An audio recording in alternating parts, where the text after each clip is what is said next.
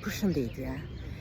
A keni menduar ndonjëherë pse disa frikra janë penguese dhe disa të tjera janë mbrojtëse? Frikrat janë emocione shumë të vjetra dhe disa frikra na mbajnë gjallë, disa të tjera na pengojnë të krijojmë misionin tonë për çfarë ne kemi ardhur në këtë planet për të jetuar. Dhe në kohën moderne, shumë nga këto frikra janë barrierë, pengesë për të krijuar jetën tonë në harmoni.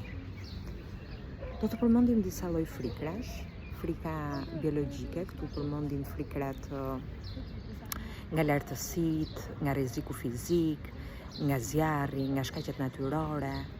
Dhe kjo është një frikë që aktivizon mekanizmat vetmbrojtës dhe është një frikë që të mban gjallë dhe normalisht që është e duhura. Kalojmë te frika e dytë, që është frika psikologjike. Këtu në kohën reale, frika kemi këtu nga gjykimi të tjerëve,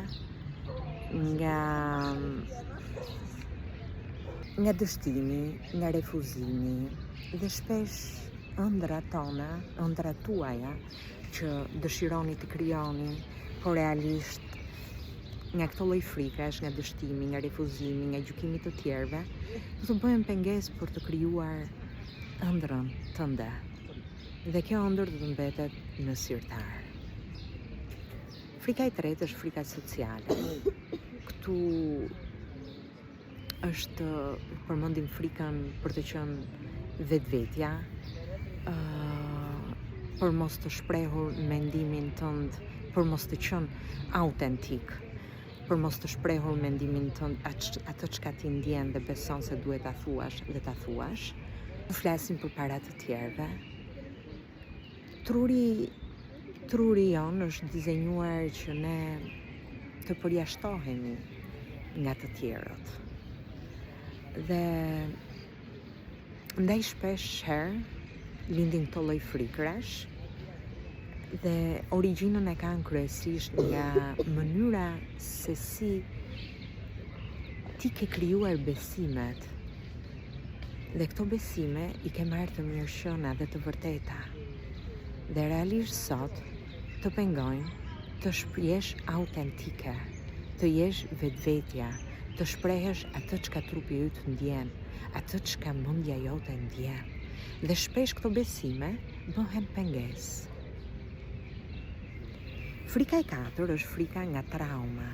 Kjo është një frikë shumë e thellë dhe është e krijuar nga përvojat e vështira ose nga lëndimet e jetës. Por edhe kur ti nuk jeton më në atë ambient ku rreziku nuk është më, trupi e mban mend, e ka regjistruar dhe reagon sikur alarmi është aty. Ngjarja po jeton pikërisht në aktualitet me ty, sepse është e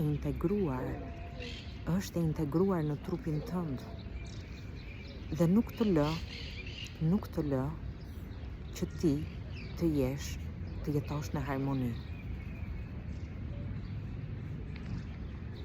Ndaj frikrat nuk duhet i mohojmë, por duhet i kuptojmë përse ato kanë ardhur, përse ajo frikë është këtu në trupin tim, përse ajo frikë është këtu në trupin tënd, çfarë mesazhi, çfarë informacioni më përcjell mua kjo frikë. Dhe nuk duhet ta gjykojmë, nuk duhet ta shtypim, por duhet ta mirëpresim.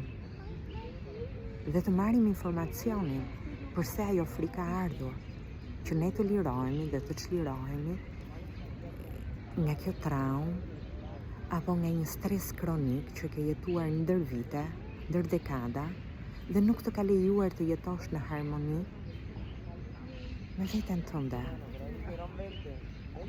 Ndaj, pyetja ime është si ne duhet ta kuptojmë frikën?